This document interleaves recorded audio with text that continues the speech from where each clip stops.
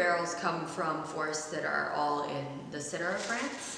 The forests themselves are planted by natural means, like the acorns that drop from the oaks replant themselves, and the forest is regenerated that way. And when the coopers come through to source the wood, they choose the trees and then they're auctioned off to each cooperage, and they are harvested one time and then they come back through many years later, harvest the second time, and then come back through many years later and harvest the third time. And they do it that way because they want there to be a lot of density of the wood in the forest, because it encourages the trees to grow tall and straight and there to not be a lot of branches. The only usable wood on the tree is below the branch line for the purpose of barrels.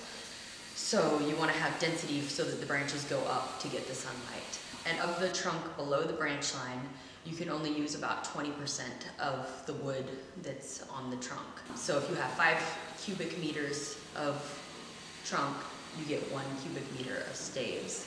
And that's because you can't use the outside of the tree at all because it's too sappy and wet, and you can't use the heartwood because it's too old and brittle. You can only use the sweet spot in between.